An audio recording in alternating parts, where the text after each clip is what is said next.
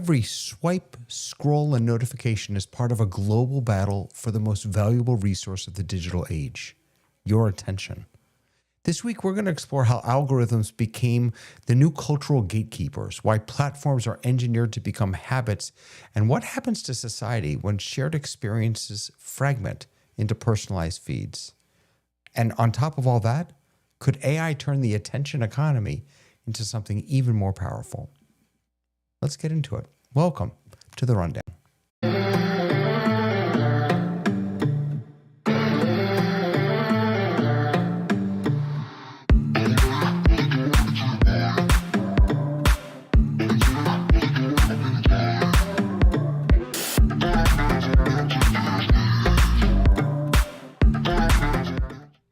Well, good morning, good afternoon, and good evening. My late poll is in my frame.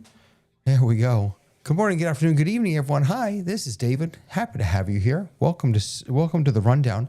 We're a small but mighty panel tonight. Tamara is desperately trying to get in. I've seen her about 4 times, and I just hope everything's okay because she's not able to get in. Maybe her internet is having trouble, but pop in anytime, Tamara, and I'll rejuggle the squares of death on our board there and bring you in. But until we do that, let's say a quick hello to the amazing folks that we have with us, starting with Mr. Tony Mobley. Hello, sir. Greetings, sir. How are you? I'm doing okay. I actually had a awful week. I never get sick, but when I do, boy, do I get sick good. And this week, I got it.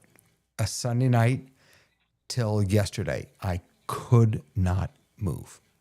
I was in bed, fever, things coming out of orifices they should not come out of.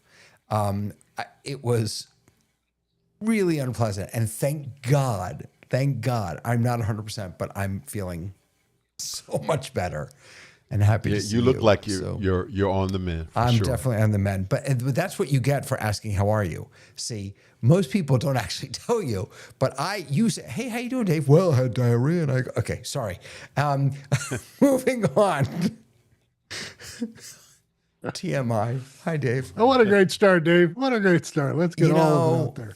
Yeah, sharing is good. Sharing is caring. I looked out the window.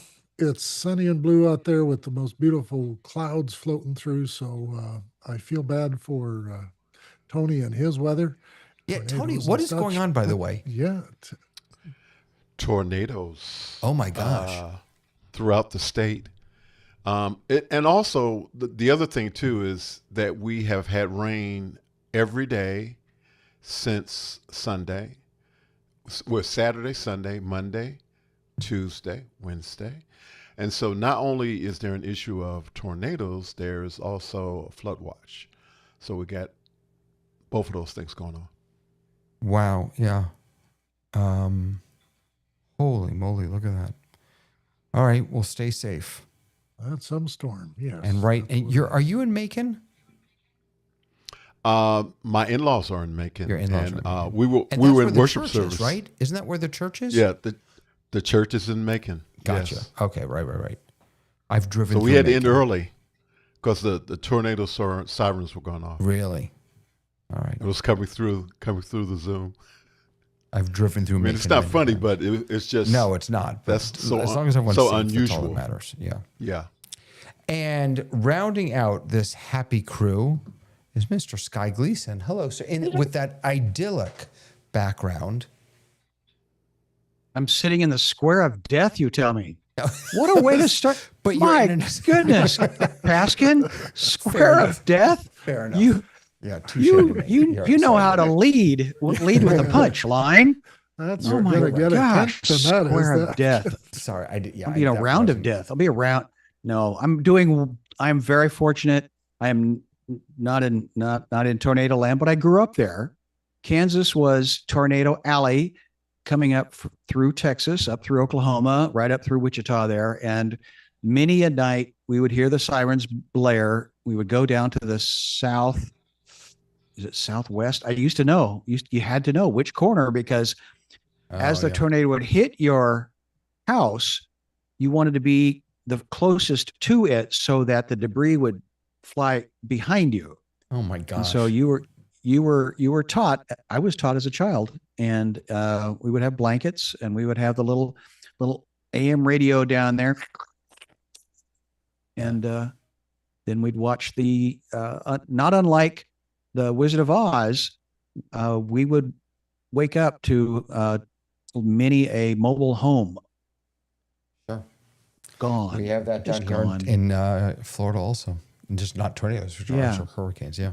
So I'm just trying to catch up with the square of death. Yeah. Now, Dave, you said, sorry, I know we have actually things to talk about, but Dave, you said that you're going to be here, but you may not be paying attention. Is there something important going on tonight that I'm missing? No, I was just using the pun. Oh, okay. I thought maybe there's a football game or a hockey game or something. Yeah, well, there would have been a hockey final if my team had been in it, but yeah, no, we're all done with hockey now. All right. It's finished. Well, as far as I'm Hurricanes concerned, won the cup actually. as just someone an born in New York, all sports are done now that the Knicks have won the title. We don't need David, sports I would like anymore. Can you bring all four of us up for a second? I would like Yeah. to point out something. I'm trying to catch up with the cool kids. I wore flannel tonight. It's 80 degrees here and I'm sweating like but you guys show up in t-shirts and Why do you have to wear Okay. flannel? I don't get it. well, last week and- everybody was wearing flannel. Oh, is And- that- and we, I- we were joking about that last week. And my rotation is, Scott, my rotation is that I'm supposed to have on a plaid shirt tonight. but- wait, hold on. Your rotation? My rotation of shirts. Did you that I not get w- the memo, Dave? Come on, You're we so all fu- do the I don't have a rotation. I just made sure that every shirt that I own is black. So it that's doesn't really easy. matter. You and Bill Davis. That's hardly trying at all. He is. But I do have on a black T-shirt. So That's funny. I can change. I've got black. You know what I I just want to be got? in. I always wore a black. Why are we talking about this?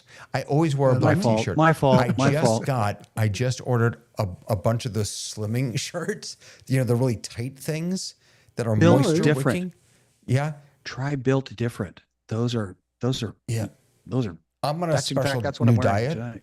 that my AI suggested to me. It's called "Stop Eating, You Fat Bastard." Okay, moving on. Let's get into the news. What do you say?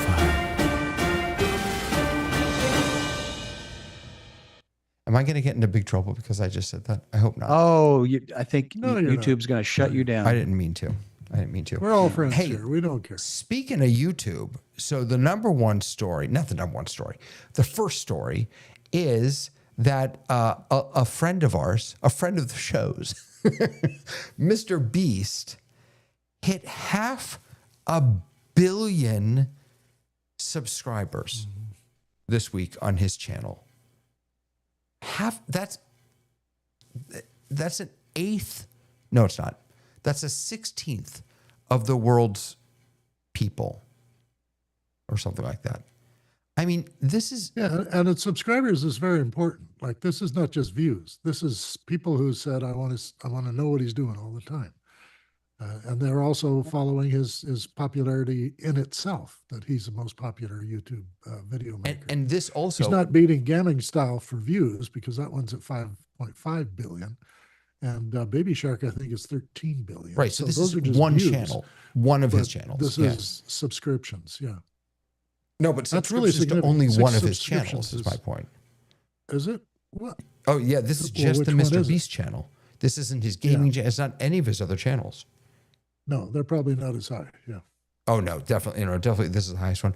I mean, look, we're certainly going to talk about this tonight when we talk about, what gets our eyes and our ears. But I haven't been able to figure out what to make, to be honest with you, of Mr. Beast. I very rarely enjoy his content. That doesn't mean it's bad. It just means it's not my style. I love his philanthropic content. I watch that all the time. Yeah. But I don't. I mean, what do you make of Well, half a? it's the billion- lottery mentality because he pays people to be, to possibly win the money that somebody else has, funded him. Yeah, here's So here's it's- the moment. He's about to cross. That fits. But he at the end of this experience here, he does talk about he's very grateful. He can't He believe does, he's here. Absolutely.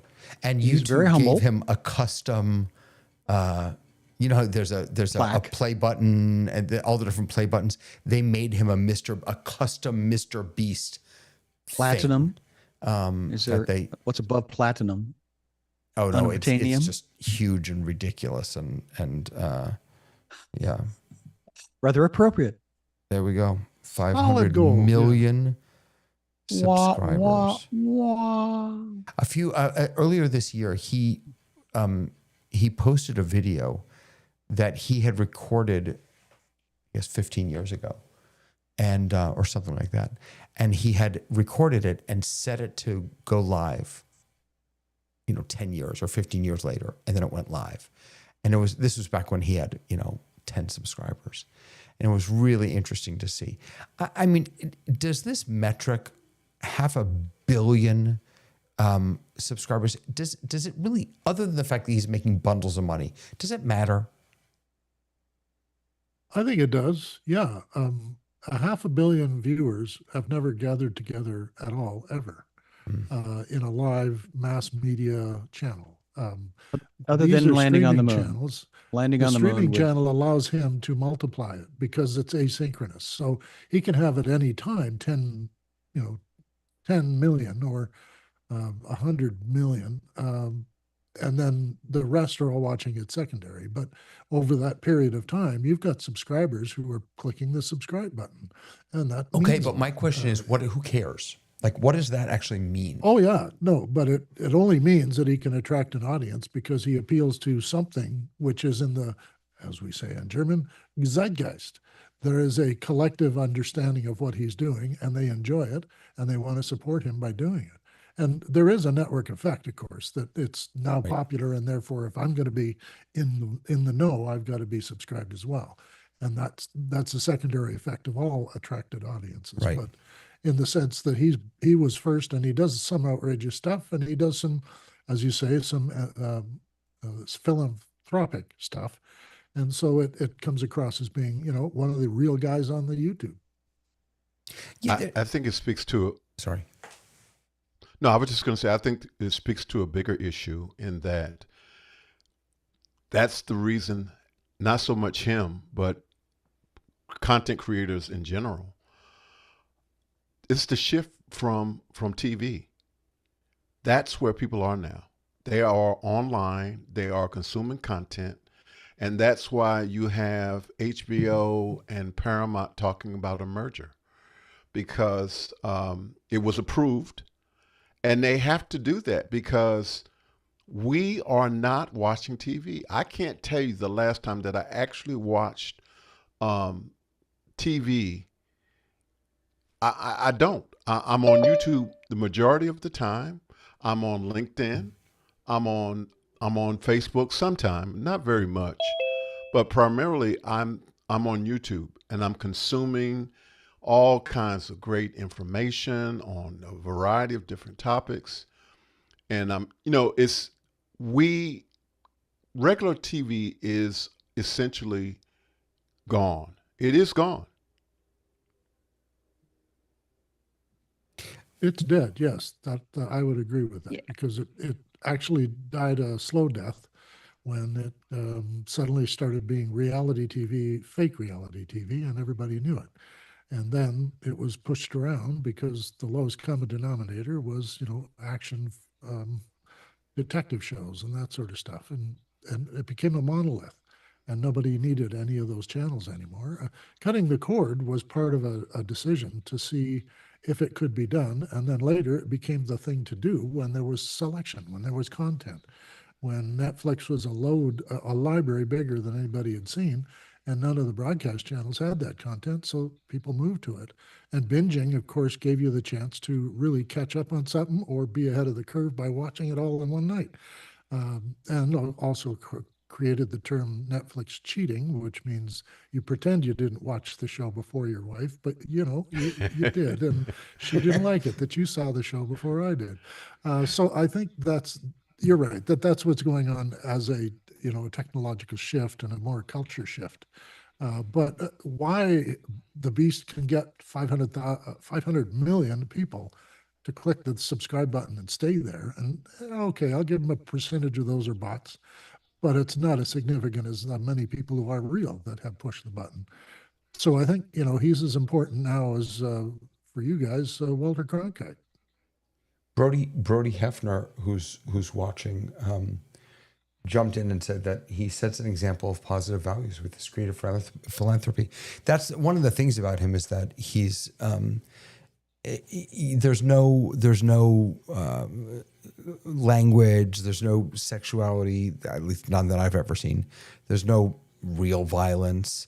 It's all gameplay and giving money away to people, and then again, he's able to do some real philanthropic work. I don't, I also think though that when there's a certain point at which, I don't know, I don't think it matters. There's just a certain number of subscribers that you can get, and it just doesn't matter. There's one person who has really only one person who has more subscribers than Mr. Beast, and that of course is Tamara Pika. No who subscribers. Has just joined us. Hey, Tam, we were so worried about you. I have been online all day until like Oh no. 5:30. Oh no. So we'll see how this goes. I've got a really bad connection because I'm connecting through my phone after 3 other attempts. I think I'm on my phone. I don't even know. What was going on with you? That's so wild. I think the main internet went out, and then I have 2 backup internets, and they were not connecting correctly. Yeah, Well, it was crazy. I'd get like so far, Yeah, I could see you. and then, now it's a little stuttery. So we'll try to fix it. Well, but I'm glad not you're sure. here. So don't worry glad about to a be thing. here. It's good to have you here.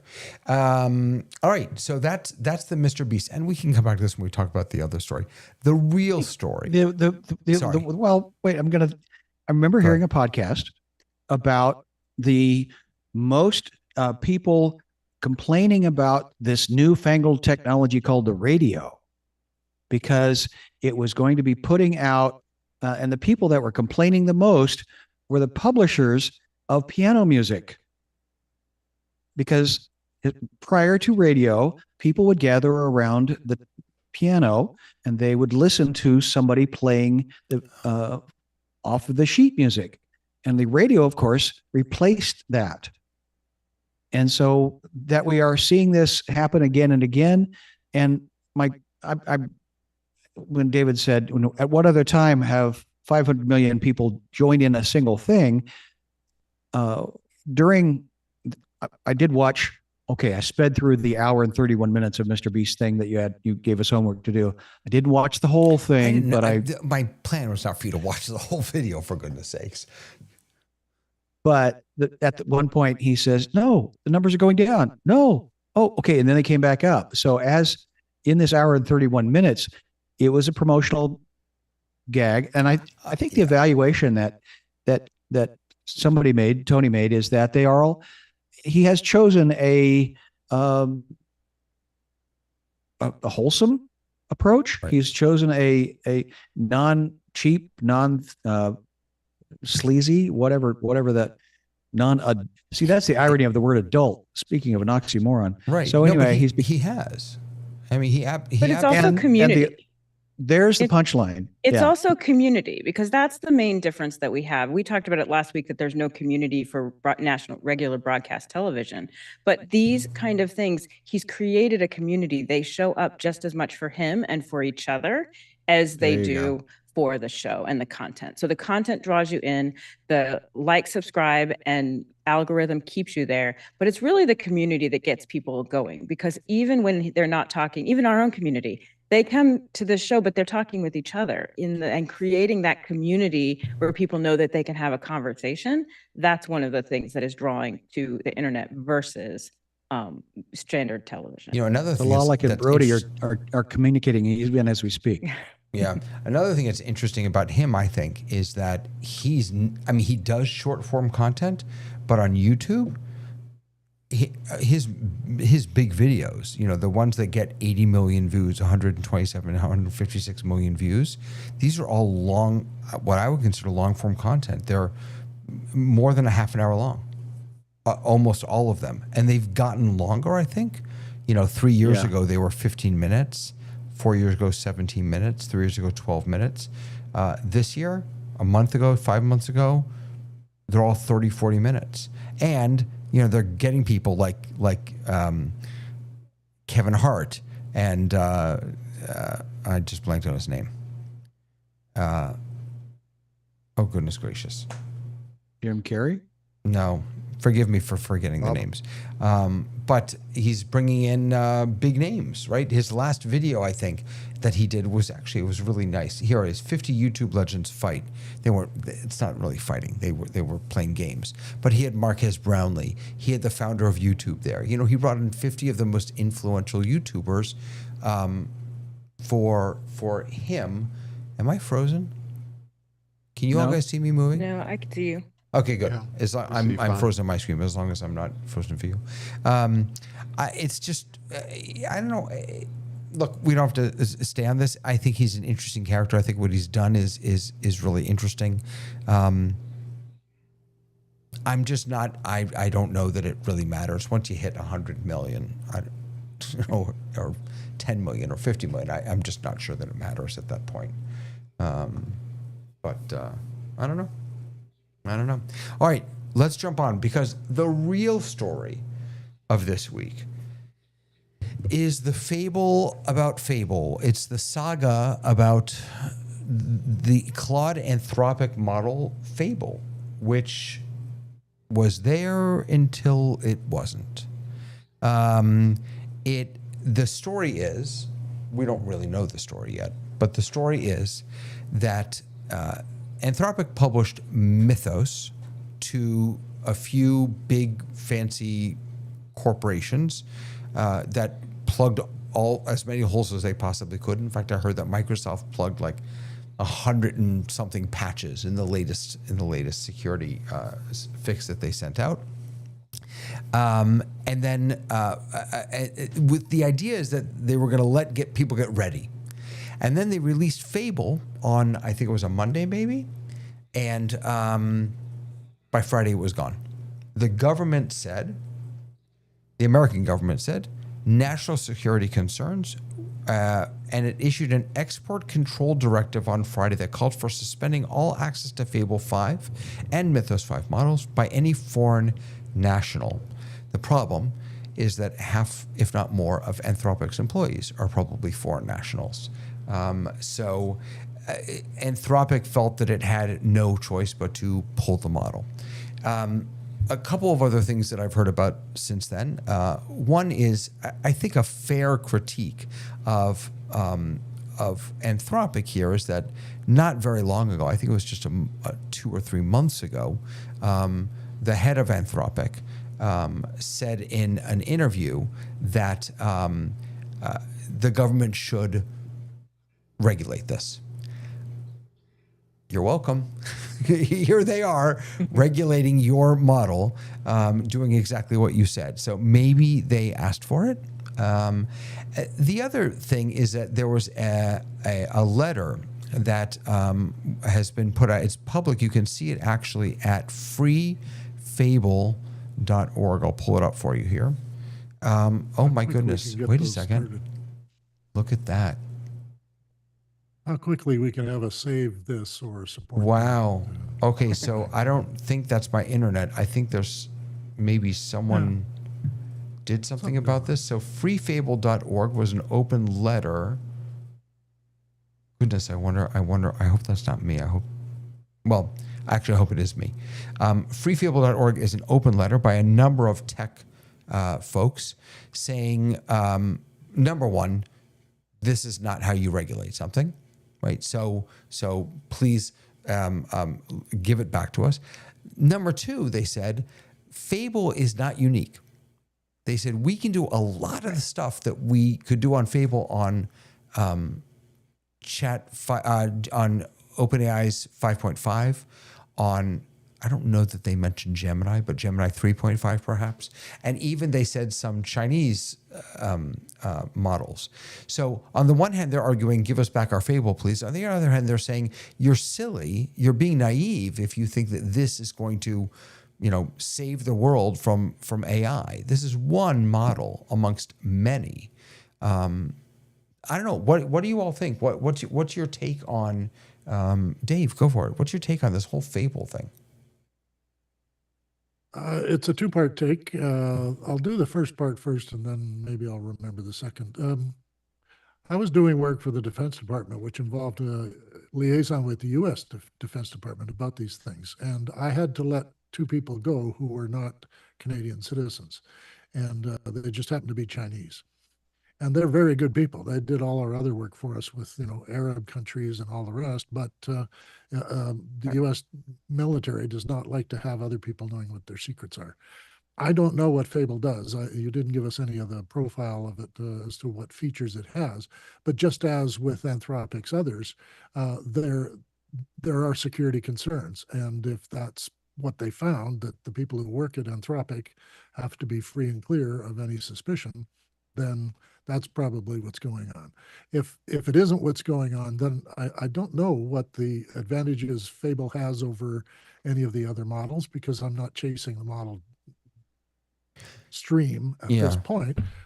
But if it has that capacity, and it was demonstrated to, say, the Defense Department or even the surveillance folks, of which you have many different departments, then maybe they don't like it because it has potential for surveilling people. So I can't say, because I'm not a user of these AIs, but I can say in the larger concept, some of these things that get developed, and you might remember Mac came out with a supercomputer, and they had to, market the idea that this has to be licensed to leave the country because it's so powerful.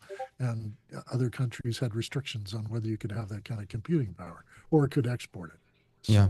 So this is from time.com that Claude Fable 5 was part of this Mythos class of Opus class models. Sorry, it's the tier above the open class models. And Anthropic claimed at launch that the model's capabilities exceed those of any model we've ever made generally available, which is, of course, what everybody says about everything that they make when it's new, because it is always better than anything they've ever made. And this is really where the heart of it is, that it's particularly effective at identifying software vulnerabilities, which means then that people can use it to hack those vulnerabilities. Experts warn that the model's capabilities pose a risk of being used in cyber attacks. And of course, Anthropic said, well, we knew that, and that's why we put these boundaries on it to keep it safe, these safeguards. I don't know what Tony or Tamara. I was just about to purchase another month. I don't do Claude regularly. I was going to purchase Claude Pro for a month so that I could just have it do this stuff on a repo that I have in GitHub. I was going to ask it to do exactly this, and I just waited too long. I waited more than 4 days, and it was gone. So Tamara, you're a Claude user, right? You use it all the time. I am a Claude user. I didn't use Fable because I didn't get a chance. I was planning on it, though. I had a big plan for it. A couple of things. I'm so confused by this whole thing. I feel like there's just something stinky on both sides. Like can't pinpoint it. I don't have any inside intel, but it just feels a little odd on both sides. Literally a week and a half ago, Anthropic said nobody should have this, and now they're saying like it just doesn't. I'm not sure why it doesn't sit right with me, but it kind of doesn't sit right with me on either side, because I do think that the other models also can be jailbroken. Like all of the things that they kind of said, this is the reason. It's like, well, I'm not really sure. The other thing is, and I have no evidence of this. So someone in the chat, or I was hoping Dave would have it, but I was in a meeting a couple weeks ago. Over the weekend, I had an event, and one of the people who was there from Toronto said, we have it. Do other people that are not in America have it? And Yes, that is something that, easy. right. Yeah. So that's also part of it, is like, I think that when we talk about it, we think, oh, it's gone for everyone. It in fact is not gone for everyone. It is gone for us. Mm-hmm. So I think that's an interesting context to it. So here's, thank you. By the way, Lois is watching from YouTube. We miss you, Lois. Feel better. Glad you're watching on YouTube. And thank you for pointing out that the freefable.org is up now. I don't know if that was just weather or my computer, but freefable.org. And then Tony, I apologize. I'll throw it over you. But basically, this is executives, technical leaders from across the United States and its allies. And again, the piece that I found really interesting about here is that these are not uniquely good, that these Mythos class models are not uniquely good at these tasks. They're very good, but they're not uniquely good. Many of the undersigned individuals regularly use other foundation and open source models for security audits and red teaming every day. And we have to have access to these tools so that we can find and fix flaws in our newly written as well as decades of legacy code faster than our adversaries. And then, of course, the point is that, we can talk, and Anthropic, this is what they've been saying. We need to slow down. We need to, everyone take a deep breath with AI. Well, as soon as you slow down, someone else speeds up. And so we're past slowing down at this point, for better or worse. But this is what some of this letter is saying. Tony, go ahead. I stole your piece. No, I agree with Tamara to a certain extent as far as that the smell test, I think, is an issue. However, I think I said the last time we talked about this, that there's a reason, and it may not be the reason that's been shared. There is this idea, and we talked about this before, that at some point there is going to be a barrier to being able to use AI because they are losing money on it. Mm-hmm.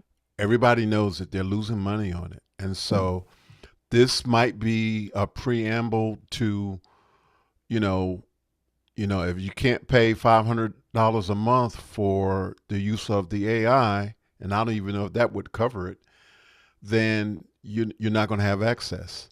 So I encourage people, if you have access to Claude, OpenAI, any AI, use it as much as you can, play with it, try to learn new things, because I don't think that it's going to be available to everybody down the line.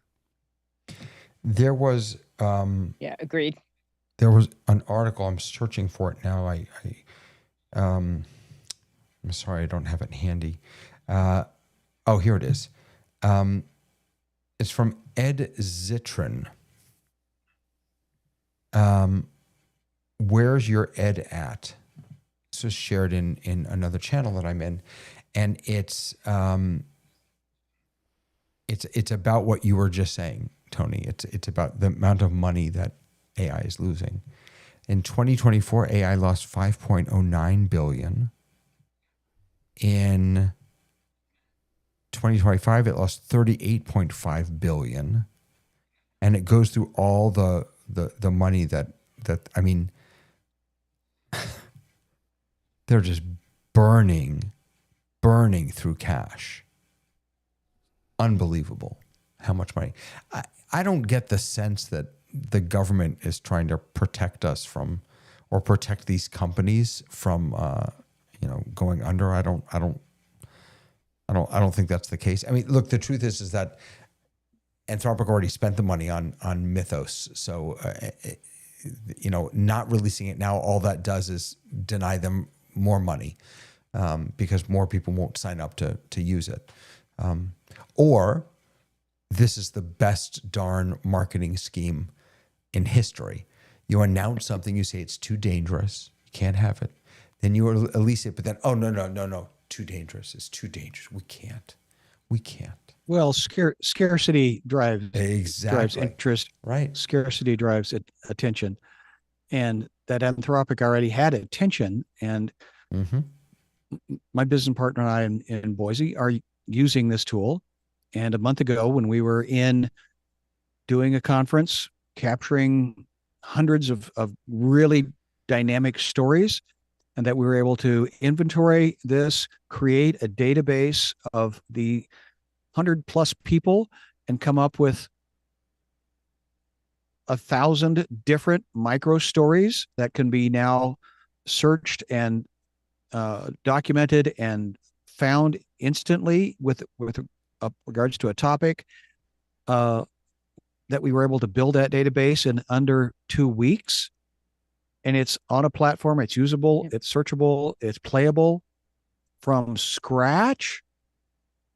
That's that's ridiculous. Yeah.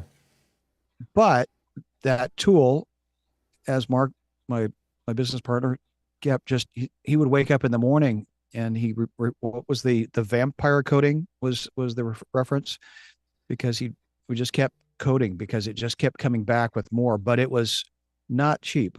And he does have the $200 a month subscription. And so we really exercised this tool and came up with something that we now can make a living with. Yep. But Absolutely. $200 a month doesn't pay for this service. That's the thing. This is very, very much right. like the .com bubble, My where there is no money. My $20 coming in. doesn't. Yeah, you're right. Like, it's even at $200 a month, it does not cover it. No. So they were thinking that corporations were going to do it, and huge corporations have pulled out of it and said, absolutely not. It's actually more expensive than hiring a person. So But they this didn't have is a choice, problem. But they didn't have a chance. And it is, But they didn't have a chance. but to it try, is going to end try up being Fable.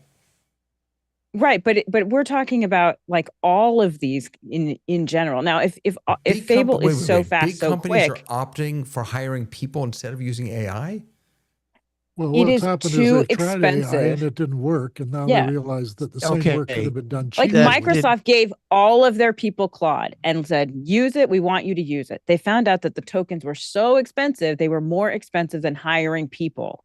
So By if the way, this is going to be something that's- that's going to replace people, That's it's one not of the gonna things that replace people. Apple has to be on the lookout for, because as soon as they give all of us, as soon as they put Apple intelligence and Siri AI into all of our hands, and a billion people or however many millions of people start using it, boy, are they going to start racking up those tokens that they're going to have to pay Google for Gemini. Right. And you have to wonder if they're ready for that bill, because you're right that it's going to be a huge bill. Well, there's going to be a maybe limit that's- on what you can do. I'm sorry, but you Right. can do a lot of your localized Ask Siri There it stuff. is. But as soon as Siri leaves, Right. and it says, which of these would you like to use? And now we're into tokens, and they have a budget for how many they can. We saw that they're paying $1 billion a month or something to Google for Wow. the things we were doing with the internet and creating like the original, like when we started using HTML, the original things that companies were doing were so creative. I mean, with TV Guide, you could create an avatar for yourself on the site. You could go in, and we're doing avatars now, and we're like, wow, that's so new and different. This was 1995.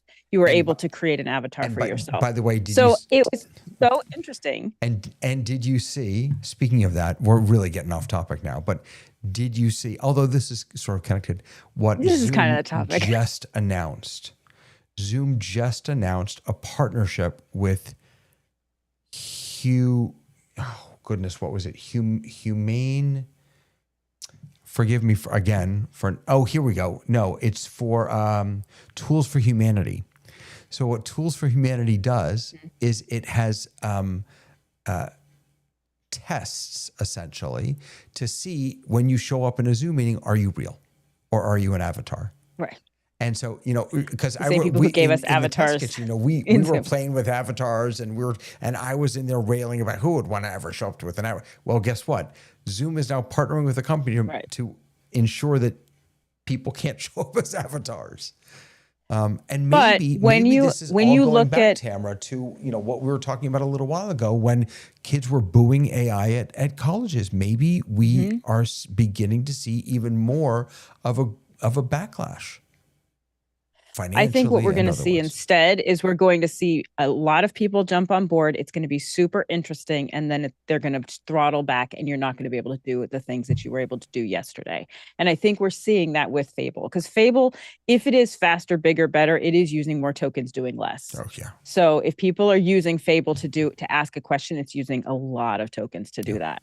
So it not being accessible to us, I think Tony is dead on that this is going to become a drift of haves and have-nots, and what the average person is going to be able to do on AI before they're able to do more is way less. Yeah. What's the story with Sora? Why did Sora disappear? It wasn't because it wasn't good. Good question. It Yeah. was because it cost too much money. Right. And it was stupid. But And the people who were Well, using it were not corporations. It was regular people who were using it. That's the thing too. Right? That is more. I think that is more of the issue than anything else. Can you imagine if this software that was going to be available that corporations are using that can fill all these spots, all these viruses, all these open senior moment vulnerabilities. vulnerabilities, and a regular person spends $20 and has access to an AI that powerful? That's a little bit scary in a way. And so the powers that be may be concerned. So that's actually a really interesting approach and take on this, Tony, is that I wonder if some powerful people in the government looked at this and said, wow, this is giving regular folks a lot of power. That's threatening to us. That's threatening to those of us who are in power. That's a really interesting approach to this. I told you this was like the main story. There's so much more to talk about this, but I want to shift us. I want to shift us into our main story. And the main story is who owns your eyes and ears. So we have all come to this space through office hours. And office hours is fundamentally a gathering of folks who facilitate the telling of stories, getting people's attention, keeping people's attention, buying and selling people's attention. We are a group of people focused on attention getting and doing and being. And that the process that we have to go through we may still use cameras and microphones, but the way those are used and the context in which those are used has and continues to shift, I think, drastically. And we started talking about this last week, this shift from, everyone shows up at work the next morning and we're all talking about the ER episode or whatever, to now we all sort of have our own channels. So we wanted to kind of continue the conversation a little bit and talk about, okay, so if it isn't the moon landing, if it isn't MASH, if it isn't whatever, the West Wing that is getting our attention, what is it? What are the ingredients to that? What is the answer to the attention economy? You opened it up with Mr. Beast, and Tamara hit it. Mike's consensus is on the nose. Community. That was Alex's point from day one. He was wanting to communicate how we can be better humans through and let technology, connect us.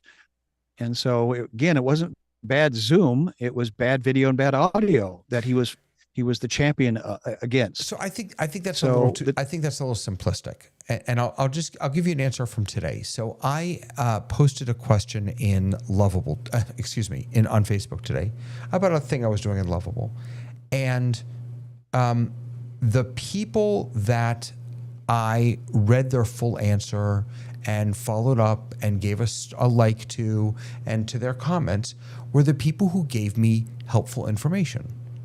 There were people who dropped on and said, well, why would you want to do that? Well, I'm not giving you my time. I'm not giving you my attention.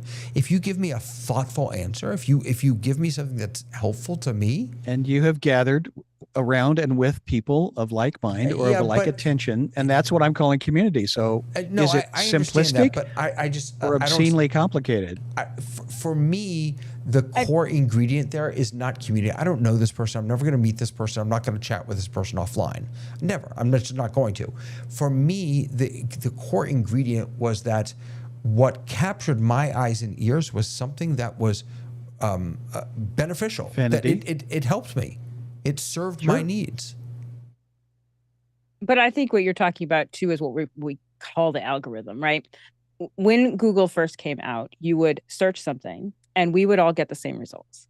And then they realized that actually it is more helpful if we use the computer to say, Tamara's asking this question, and we know this about Tamara, so we're going to give Tamara these answers. And Sky asks the exact same question at the exact same time, and Sky gets different answers based on who Sky knows, who he interacts with, things that he's done, all of those things. So that's one part of how the world kind of shifted, giving us exactly what we wanted. The other is really Facebook, I think around 2011. If you recall, in the early days of Facebook, everything came into your feed sequentially, the order of which it happened. So you could literally scroll back and go, oh, this was yesterday and this is today.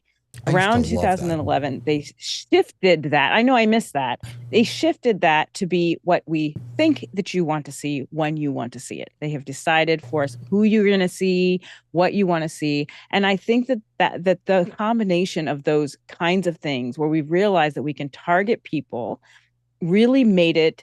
And the truth is, we do love that. You and I love that, David. Like, we talk about this. I don't see any advertisements for things that I do not need or that I would not want.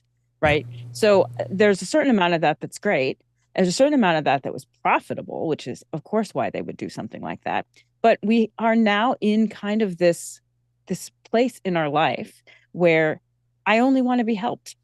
I'm only interested. People answer your response. You're like, I'm responding to the ones who are helpful to me. So you're reinforcing a behavior that big corporations have noticed long before you did. But that's if they new. reinforce that behavior, reward the people who are beneficial to you. That's, by the way, that's why they built AI to be nice. Because we spend money, and this goes back to the last conversation. What's getting a lot of our attention today is going to our bots, to our AI bots. Right. Why? Because number one, they're helpful. They're beneficial. Two, they're nice about it. I mean, what's not to love? Right. They give me exactly what I need in the shortest amount of time, and they're really pleasant about it. Just last week, I got a compliment for being helpful and explaining something in rather simplistic terms, but rather cogently for a platform that I'm on. And this reply came, 3 or 4 paragraphs about how helpful that was and how good you wrote and how is it you know how to do that and all the rest of that stuff. And I responded with it, I appreciate the compliment. Thank you very much. It made my day. Hey, that's great. Oh yeah, can we take this conversation to WhatsApp? And I go, oh, okay, I'm being solicited. But I also learned later when I engaged it further that it's a bot. So the bot thought I was brilliant and was very helpful. But what did they want me for? Well, we know what's going on. Has storytelling changed as we've shifted from the information economy to the attention economy? I think we've lost story. A story has to be told. Storytelling, but I don't think we have story. Yeah. Wait, say that again, Dave. No. Well, when reality TV came out, they made reality into a story, and it's not a story. And we have the tradition of story. Of course. Wait, what do you mean by that? Story, but of course it's a story. Because I think it's a story. It's not real. Right. It's not reality. Exactly right. Yeah, it's not reality. It's a story. Right. So they made it into a story so that we would all watch it, but it's not really a story. It's just a bunch of people put in a situation to see how they respond. And we can do that with anybody, but it's not going to last as long as Greek myths do, because the story is not helping us. The story is not giving us what we need to survive. Yeah. Ice Road Truckers takes the exact same story arc but it has to do it in every 8-minute segments because they're on a commercial channel that has to keep you and hook you so that you'll come back after the 3 minutes of commercials. And why are there commercials?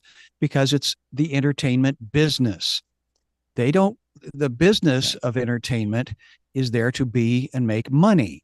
They're using this vehicle to do just that.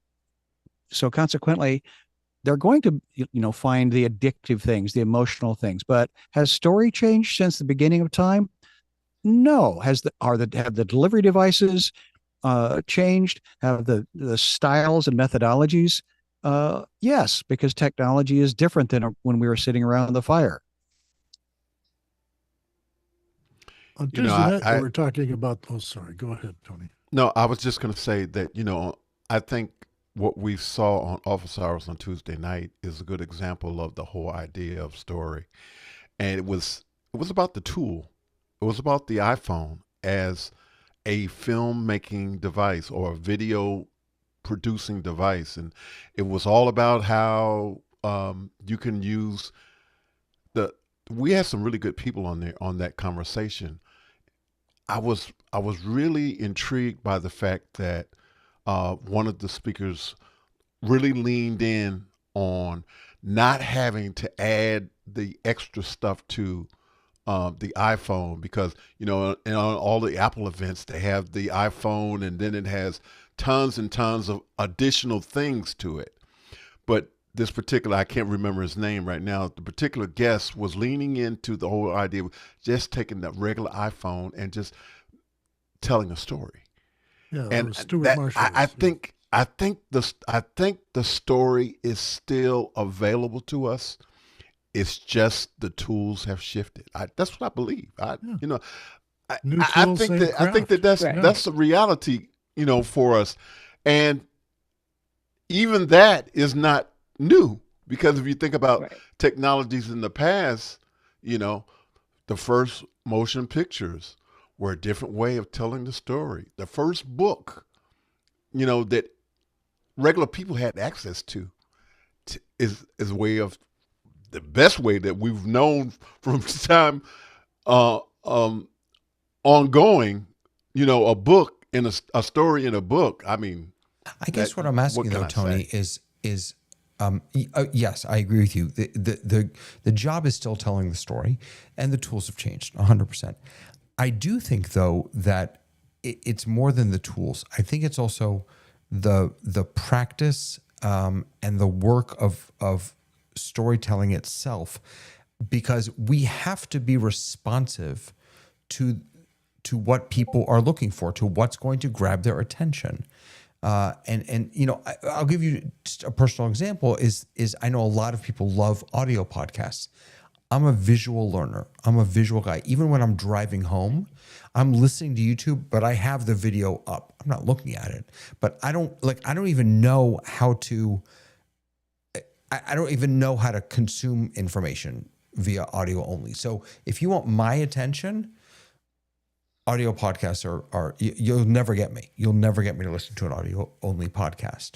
And so I'm not asking for the whole media landscape to change for me, but I'm suggesting that we have to be responsive to the way that people give out and dole out their attention. And that has, I think fundamentally shifted and is fundamentally shifting in this day and age. And one last thing, let's just go back to Alex and the shift from everyone, climbing in and getting into one Apple Park for these, for the big releases and WWDC and all that stuff, to now there's nothing live. There's, one guy comes out, Tim comes out, says hi, and then they play a movie for everyone. That's just a completely different type of attention capturing There's than no applause. There's no reaction. right than what there's we're no doing. And crowd boy, shots, talk about yeah. you were talking about Sky Community. I can't think of a less communal experience than what we currently have. Watching the corporate Well, video. that At that was Apple. the same. That's what happened when they took the 3.5-inch floppy away. It's like, what? No, the modifications of technology to its users got over it because somebody figured out that we are going to move forward. Regardless of what our people are used to, we have to move forward. It is our responsibility, just like an actor's responsibility is to know their lines, not fall off the stage, lie to the audience that we are going on a journey together. Now, you could call it lying or you could call it being a good actor, but that's the actor's job, is to take you on a journey. So that we are monetizing this, that the iPhone is now ubiquitous, or some mobile phone devices ubiquitous with humanity. What child doesn't have one? That teachers are now saying, put it away so we can actually learn something. And so consequently, what was never given The technology was given, but the ability to tell a story wasn't. Now that's confusing because people often say, well, I've got a story. You absolutely do. Doesn't mean you know how to tell it. So The fundamentals of storytelling are not different. They There's are my the same. punchline. Okay, but wait, Here Tamara, is the Tamara, difference. let me ask you a pointed question about that exactly. So the fundamentals of storytelling haven't changed. How then does storytelling shift to digital platforms that have infinite scroll, autoplay, what you were Monetization. talking about before, personalized recommendations, all that stuff, which is, again, completely different than going to a theater, watching on TV, seeing Steve Jobs up on a stage. Well, here's the thing. We've storytelling has not changed. The rules of storytelling, what hooks people, what gets people, what grabs people, that is not different. The difference is that, one, it is obsequious now, right? So Steve Jobs changed how all hands meetings go, right? Used to be just a really dry, open, here's the deal, here's our numbers, here's what we're doing, here's what we're thinking about doing. Very cut and dry. There was, even anytime something was new, it was like, hey, here's our new product. He came in and made it into a show. And now there's no keynote. And there are many, many keynote people who do not have storytelling ability or acting ability, who are still trying to tell a story. Every single brand, every commercial that you see, everything is trying to tell a story. So story has not functionally changed. I think you're correct, though. How we interact with story is so different, because it used to be kind of an appointment. I went to the library, I got a book, I read the book, I sat down in front of my TV, I got my story from there. You can go all the way back to listening to the radio. You can go back to listening to fairy tales, which were done by, in a community where people came and saw someone performing like oral literature and oral stories.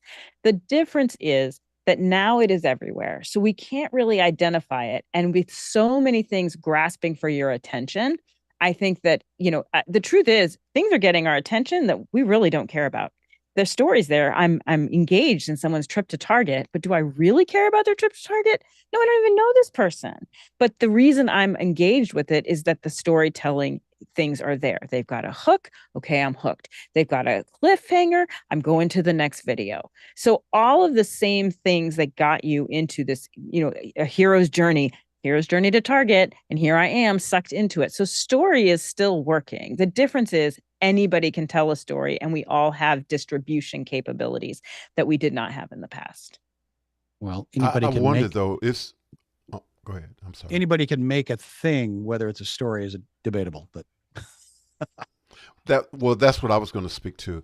I think there is a difference between sharing something on social media versus someone being intentional. And I think one of the unique things of this time period is that we all have the capacity to tell a story.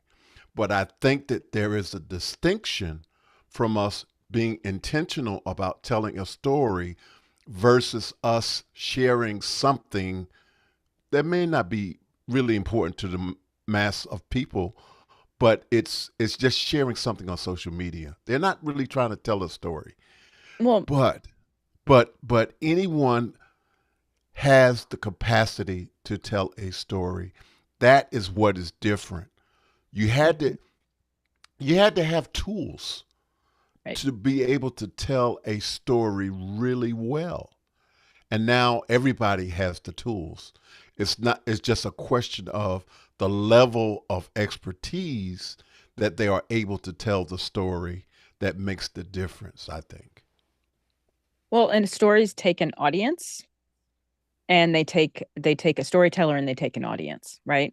And so even though people are unintentional, we can talk about highbrow and lowbrow story, the intentional or non-intentional story, but it's still story. And if it has an audience, it's still gaining something. But I think, speaking to what David has been kind of getting us to, is, have we changed as the receivers of story versus does story not exist or exist?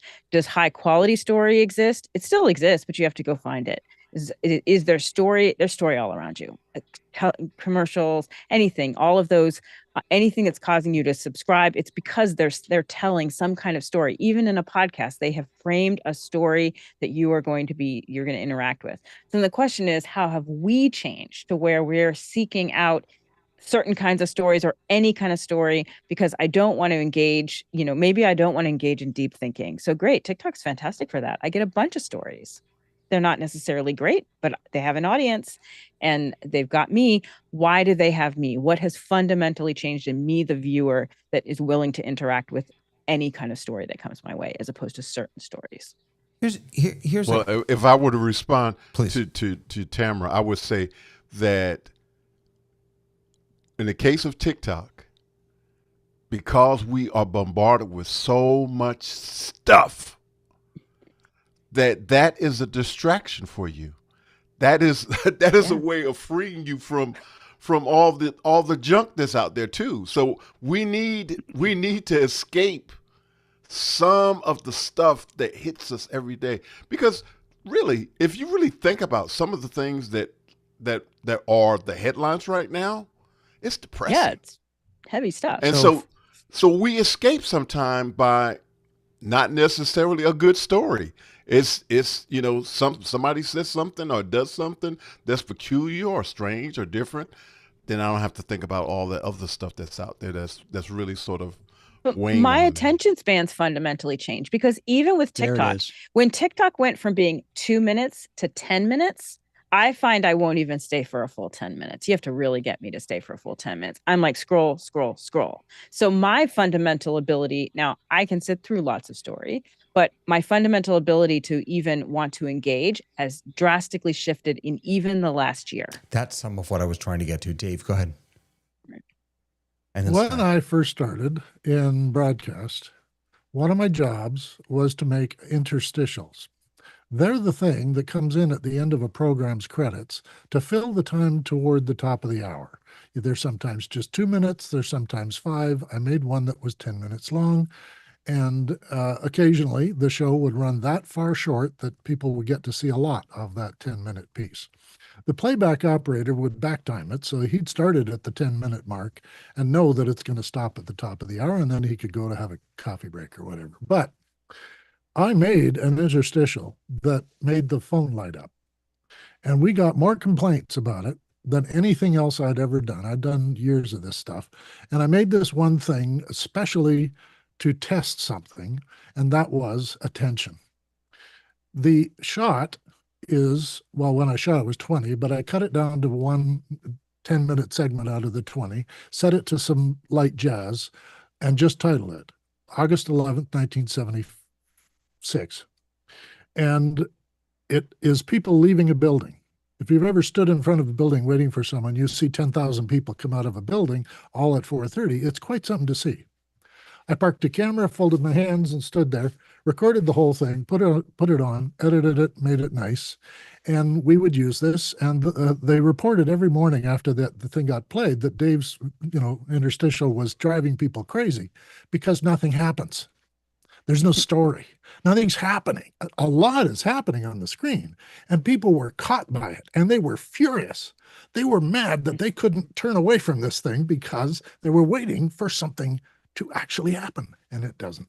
I was trying to test a McLuhan thing where wait. you can have media without content, they or were you can have media with content. They were watching because they were expecting something to happen, and they couldn't leave Yes. because if they left, they would miss. That's fantastic. They would miss what happens, yes. That's And it great fades out marketing. at the end, and nothing has happened. And they've wasted that whole 10 minutes watching my video, and they get real peeved about it. And this is an experiment where I learned figure and ground from McLuhan, where there's the medium and then there's the content. And it's really the medium that's changing you, not the content. We've been talking all this time about the content, but what Tamara has brought this forward perfectly, because we can now click away, and that changed everything. Yeah. I could click away from a web page. I'm bored by the 3 paragraphs. This person's not making sense. And it goes, go away. I'm not captivated by anything. And we have TikTok. We know it's going to end in a short period of time. So I'll watch a guy play with his baby or something.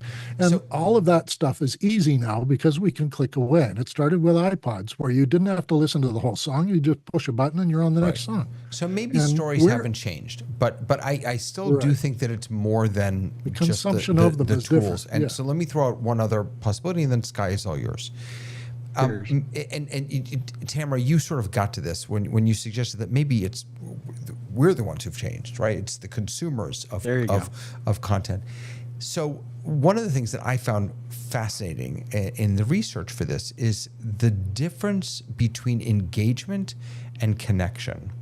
And I've been thinking a lot about this because, as a rabbi of a synagogue, I'm like, my whole goal is to get people engaged. Like that's what I get paid for, is to get people engaged, to engage with the synagogue, to engage with what we're doing, to engage in prayer or social action or whatever the heck we're education. Engage. Maybe that's the wrong goal. Maybe the goal should be connection. And so I'm thinking about here's the premise. The premise is, or the suggestion is that what stories used to do was allow us to connect around the water cooler, around shared experiences, shared viewing, shared discourse. Now, stories don't do that. Not because the stories have changed, but perhaps because we've changed. But what they have increased is engagement, because now we're liking the story, or we're sharing the story, or we're commenting on the story, or we're remixing the story and making it our own. So now we're engaging with the content, but we're not necessarily connecting with others about the content. Sky, does that resonate at all? The two things that flutter to my mind is in listening to Dave Troutman, I've been to the sushi bar that has the almost spy cam up in the top of a building looking down on a very busy street. And it's just video wallpaper of someplace in Asia. And I've also I took my mother-in-law to get her pedicure done. And that's what they have up on the TV. It's just this long drone shots of these different parts of the universe, different part of the world. So it's a video wallpaper that creates an atmosphere that is running on some channel somewhere. Is that content? Yes. Is it story? Not necessarily, but it is pretty pictures. And so that's where my frustration is. Just because you have an iPhone, it does not make you a storyteller. It makes you a person that owns an iPhone with a really good camera. Now, I was being a human makes you a storyteller. Don't disagree, but the question then becomes: is it a commercially viable product, or is it something that your mother's going to love? I mean, I could call myself an artist and hang myself on the fridge wall. My mom will love it. Well, she would have when she was alive. But again, is it a commercially viable product? Then becomes the question, and that we kind of went through the Mr. Beast. It's not Paskin's cup of tea, but apparently 500 million people around the world seem to think they want to connect in that something. Where I wanted to go, though, is I did a social experiment. There were 1,000 people at this conference a month ago. I went up and asked very strategic and very specific questions about, may I have a conversation with you about one person in your practice that you have seen this product really affect? So I narrowed it down. And to a person, they all had a less than 1.5 minute example that they were desperate to share, and had an immediate construct of a hero, a conflict, and a resolution in a location. So it had the basic story elements, and that's where I got over 100 amazing moments out of, about 90 people. So yes, I think people have changed and understand how to tell story now, and are recognizing that in the moment, I need to have a story ready.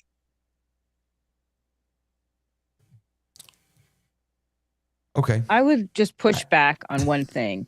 I have to push back because you're doing the thing that really worries me about AI, and that really worries me about where we're going as a community. When we start valuing art based on return on investment. And when we start saying people are only worthy based on the schools are only worthy experiences if you can make Well, a I'm not certain saying amount of worthy. money. No, I know, but I'm saying commoditization, which is horrible.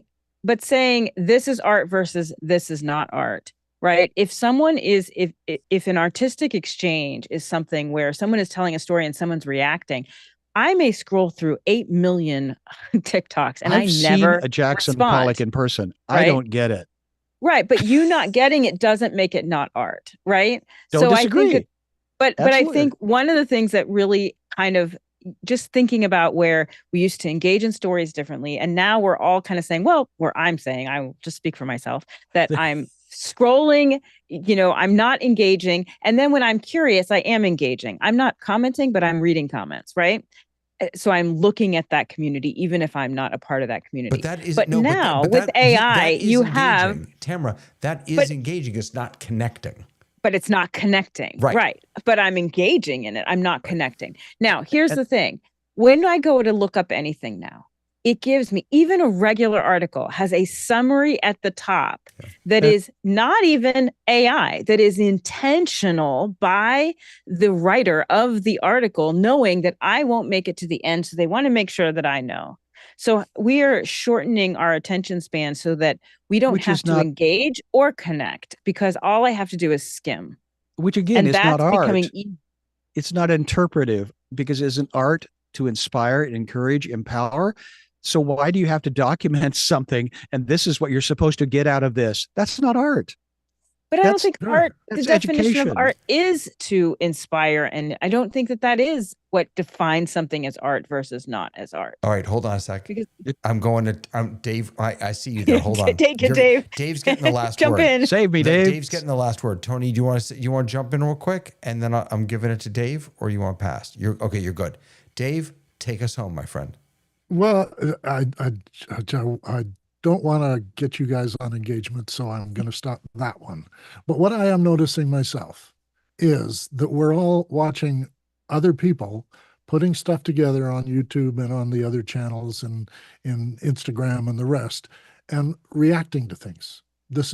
Everyone's got an opinion on something, or they have a take on it, or they're going to review it, or they're going to tell you about it, or they're going to encourage you to try this or buy that. Or I'm not getting new ideas.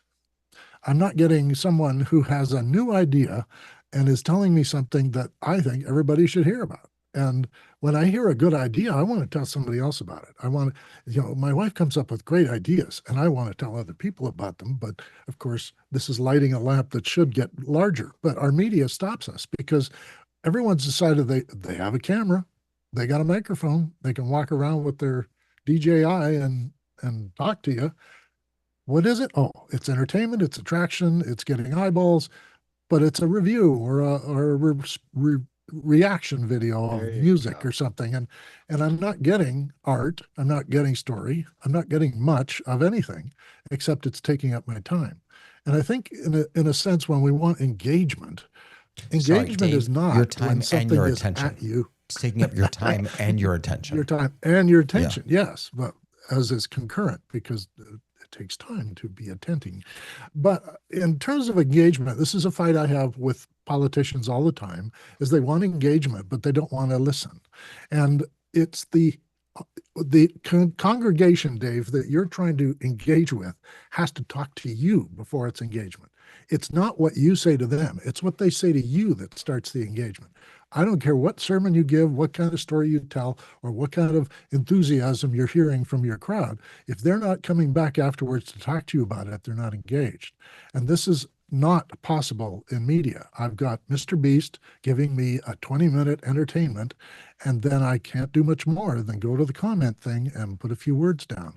But I'm not engaging him. I'm just reacting to him or giving him my opinion. So there's the difference the technology has done for us. It's given us all the opportunity to have an opinion or present a review, but it's not really inspiring people to put ideas out there. And that's what I'd like to see. Tamara, what you just wrote, building off of what Dave was talking about, boy, that just struck a chord with me. Tamara just wrote, doesn't this speak to a bigger issue that people want to be heard. Amen. So I was approaching this whole conversation, I think we all were, with our producer hats or our TD hats or whatever on, as we are the sender outers of the story, of the information. But Tamara, what in that one little comment, what you did is you flipped it and you said, let's look at it from strip everything away. This is about one person who just wants to be heard in the world. And how can that one person be heard when there's all this noise?